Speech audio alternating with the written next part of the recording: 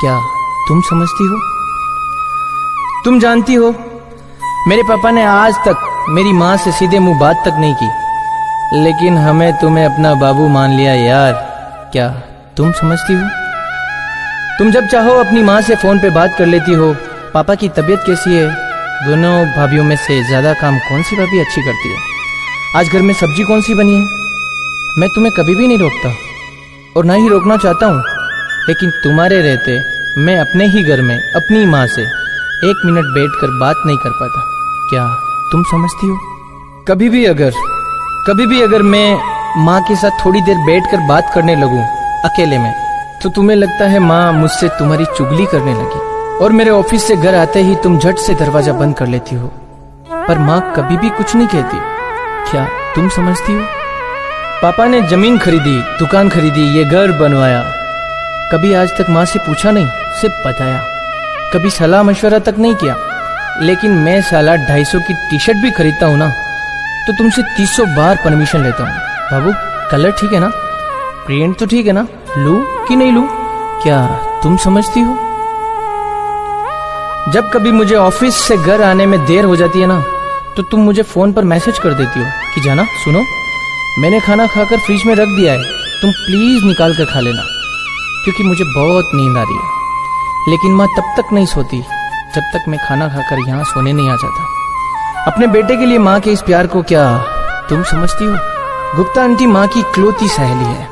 कभी किसी एक दिन शाम को आकर माँ के पास थोड़ी बैठकर हंसी मजाक सी करने लग जाए, तो उसी वक्त तुम्हें फुल वॉल्यूम में गाना सुनने का मन करता है। लेकिन जब कभी तुम देर तक सोती रहती हो ना, सुबह माँ अपनी कृष्ण जी की आरती भी धीमी आवाज में चलाती है, ये ध्यान रखते हुए कि कहीं तुम्हारी नींद ना टूट जाए। क्या तुम समझती हो? हाँ, तुम पत्नी हो मेरी, हमने 7 फेरे लिए हैं। जीवन के हर पड़ाव, हर परिस्थिति में तुम्हारा साथ देने की कसम खाई है मैंने।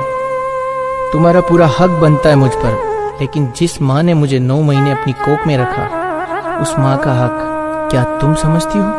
तुम्हारे लिए तुम्हारा घर, तुम्हारे माँ बाप, भाई, बच्चा, पति, इन सब लोगों को अपना परिवार मानती हो। यही सब तुम्हारे रिश्ते हैं। और मेरा घर और मेरे माँ बाप, ये रिश्ते क्या है? शादी सिर्फ 2 लोगों के रिश्ते का नाम नहीं है यार।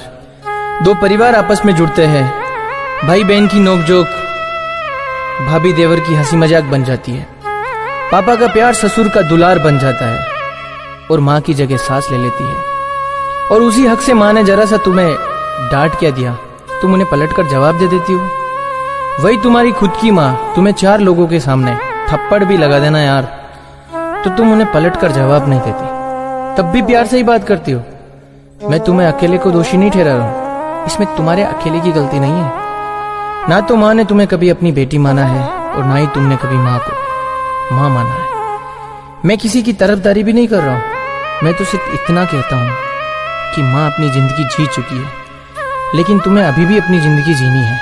तो क्या हुआ यार, अगर माँ थोड़ी जबान की खड़ी है, अगर तुम भी वही गलती करोगी जो माँ करती है, तो माँ के 8वीं फेल होने में और तुम्हारी मास्टर की डिग्री में क्या फर्क रह जाता है? बड़कपन जो है ना, गुस्से और अकड़ में आकर रिश्ता तोड़ने में नहीं है, बल्कि झुककर विनम्रता से जोड़ने में है। अगर आज भी तुम्हें मेरी बात समझ में नहीं आ रही है ना, तो तब याद आएगी जब तुम्हारी बहू तुम्हारे साथ बिल्कुल ऐसा ही करेगी, और तुम्हारा बेटा तुम्हें सामने खड़ा होकर तुम्हारी बहू से सिर्फ एक ही सवाल पूछेगा, क्या तुम समझती हो?